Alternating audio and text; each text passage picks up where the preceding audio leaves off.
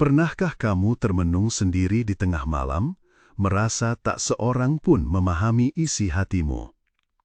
Atau ketika kamu melakukan kebaikan, tapi tak seorang pun melihat atau peduli? Muncul pertanyaan pelan dalam hati. Apakah ada yang benar-benar melihatku?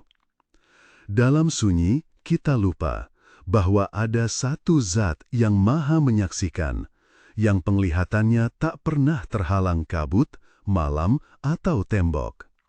Dialah Allah, Al-Basir, yang maha melihat. Tapi, kemudian muncul pertanyaan yang lebih dalam. Jika Allah melihat, apakah itu berarti Allah punya mata seperti kita? Dan disinilah banyak akal tersesat, mencoba memahami Tuhan dengan logika manusia. Tapi, Tauhid mengajarkan kita untuk merendah, untuk meletakkan akal di bawah wahyu, bukan di atasnya. Dalam Kisah Asy-Syura ayat 11, Allah menegaskan, Laisa kamitslihi syai'un wa huwa as-sami'ul basir. Tidak ada sesuatu pun yang serupa dengannya, dan Dia maha mendengar, maha melihat. Ini adalah fondasi dari Tauhid Tanzih, meyakini bahwa Allah punya sifat, tapi tidak seperti makhluk. Dia melihat, tapi tanpa alat. Dia mendengar, tapi tanpa gelombang suara. Dia berbicara, tapi tanpa pita suara. Filosofi Tauhid, Allah bukan makhluk super. Kesalahan banyak orang adalah mengira Allah itu seperti makhluk, hanya saja lebih hebat. Seolah-olah Allah itu seperti manusia versi maha, matanya lebih tajam, pendengarannya lebih peka, kekuatannya lebih besar.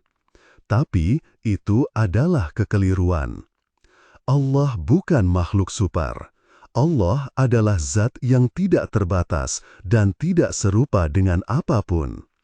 Bahkan, imajinasi terbaik kita tidak bisa menyentuhnya.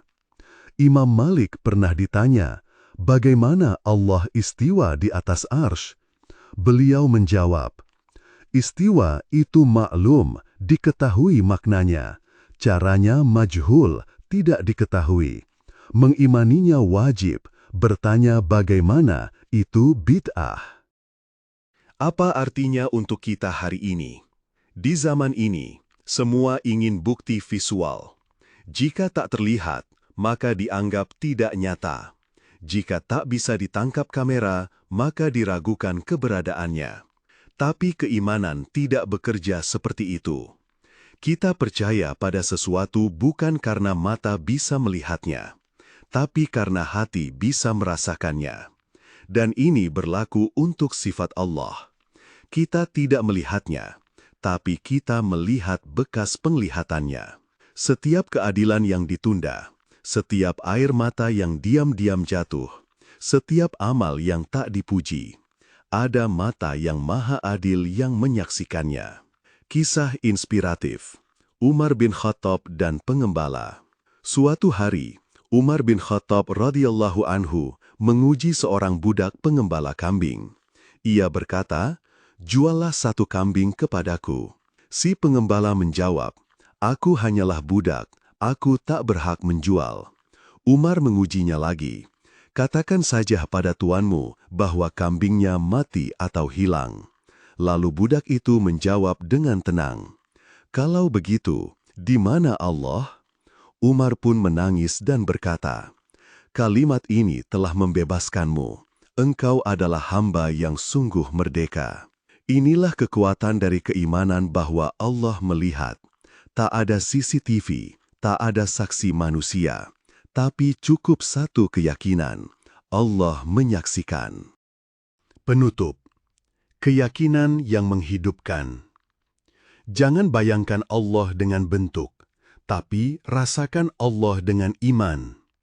Karena penglihatan Allah tak membutuhkan alat, tapi kita membutuhkan iman untuk bisa melihat makna.